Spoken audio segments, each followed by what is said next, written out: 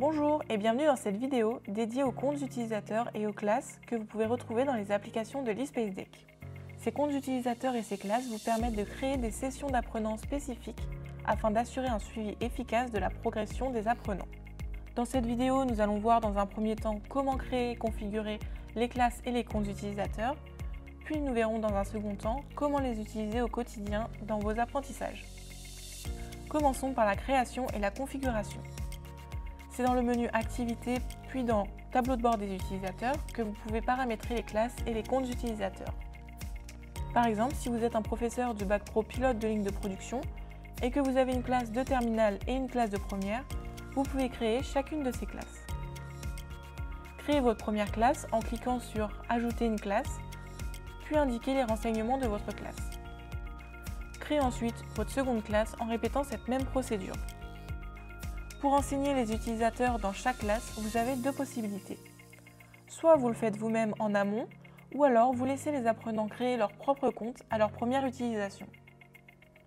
Pour enseigner vous-même les utilisateurs, sélectionnez grâce au menu déroulant la classe dans laquelle vous souhaitez créer l'utilisateur. Par exemple ici, première PLP2.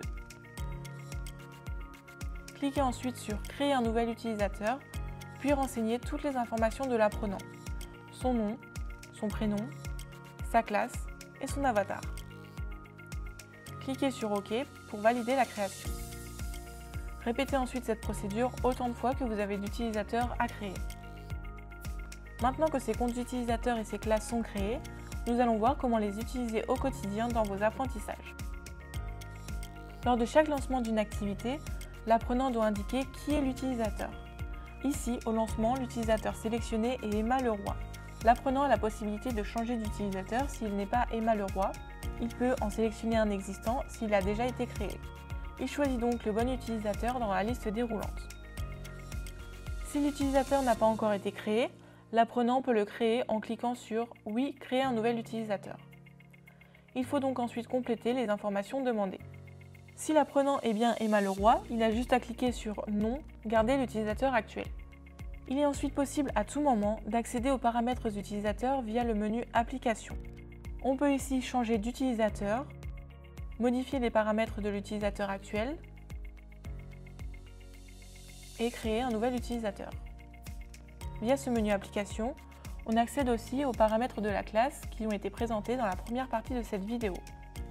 On peut alors éditer la classe actuelle ou en créer une nouvelle. Après que les apprenants aient effectué leur activité, vous pouvez, en tant que formateur, suivre leur progression depuis le tableau de bord. Il faut aller dans le menu Activités, puis Tableau de bord des utilisateurs. Via ce tableau de bord, vous pouvez voir pour chaque utilisateur s'il a déjà utilisé l'application ou non. Vous avez aussi un historique détaillé pour chaque activité. Pour chacune des activités effectuées, vous accédez au dossier de la session dans lequel vous pouvez voir toutes les ressources liées à l'activité.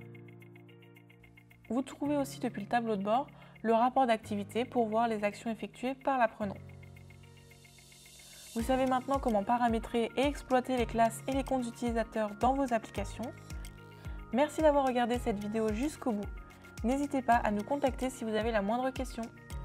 Regardez aussi nos autres vidéos liées à l'eSpaceDeck.